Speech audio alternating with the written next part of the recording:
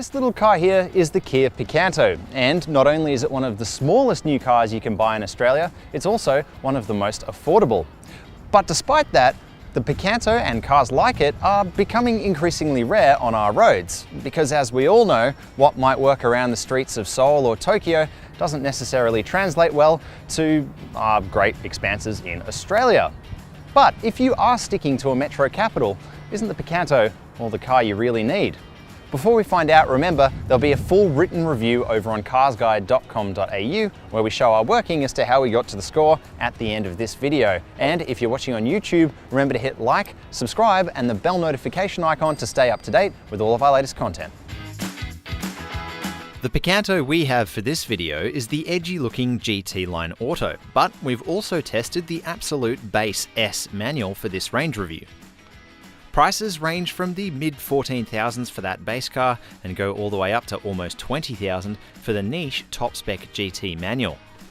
While Japanese rivals offer plenty of K-class city cars overseas, they rarely bother bringing them down under, leaving the Picanto at this size and price in competition with only the MG3, Suzuki Ignis, and the about to be discontinued Mitsubishi Mirage. So what's new about the Picanto for this year's update? There's a new face with projector headlights, new fog lights, a new set of alloy wheels, and a slightly redesigned rear bumper. And well, that's about it really, but inside there's some more impressive stuff, so let's go check that out.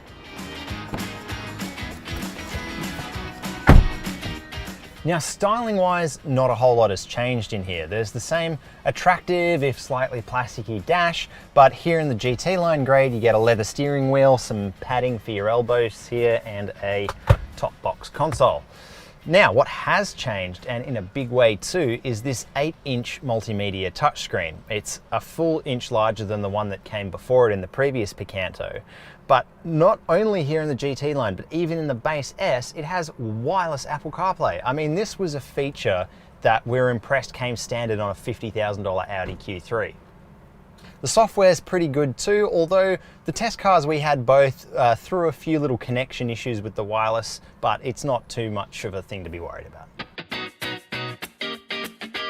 And finally for this update, Kia has upgraded the digital screen in the dash to full colour, and it has some extra readouts too.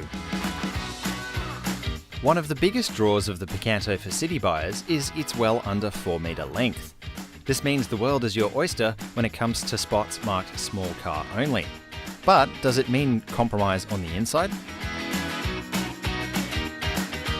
You might be surprised about how big the Picanto feels when you're inside.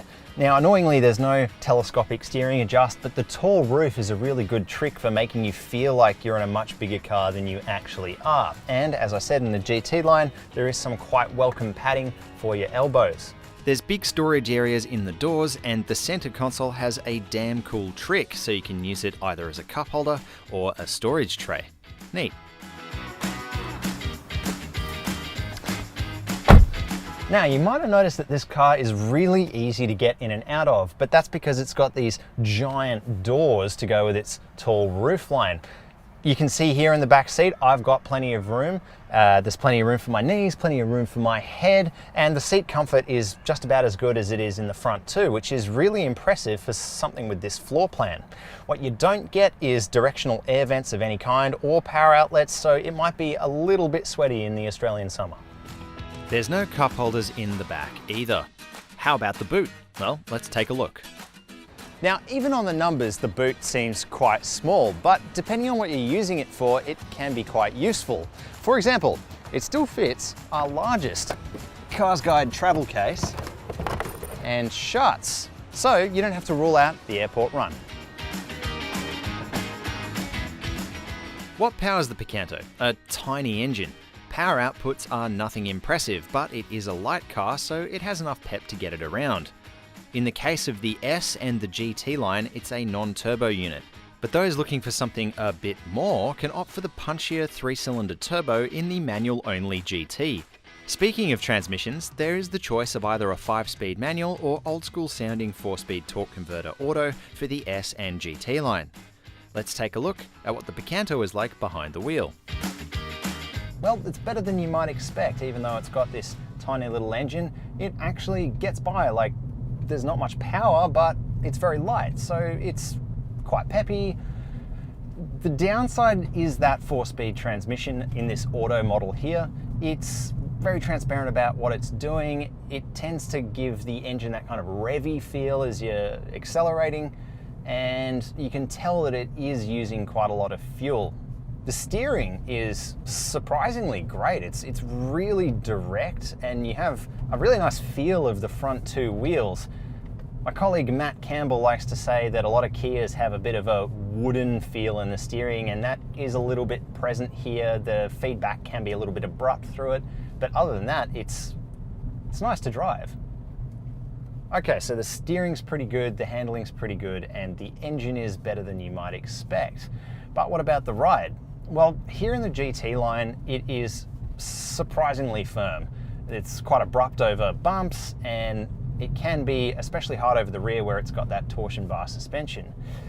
Now, despite the Picanto being small and light, the fuel numbers we pulled from both our test cars were actually quite disappointing.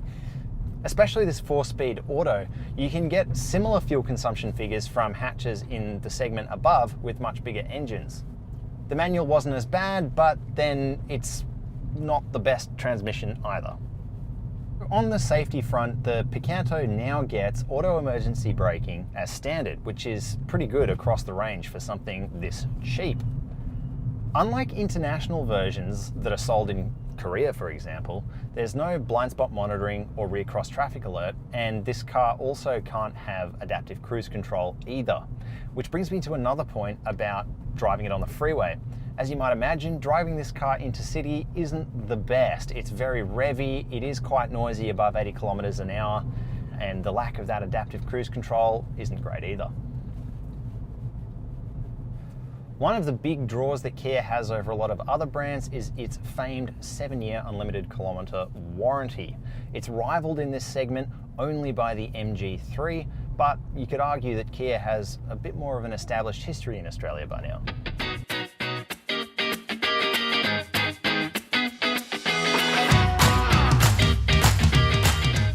The Kia Picanto is a clever little car in a segment that's often overlooked by Australian consumers.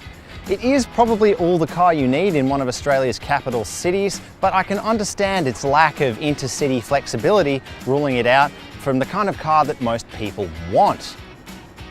We like the angry looks of this GT line, but we think the best value pick in the range is probably the S Auto, which has most of the kit at a more compelling price.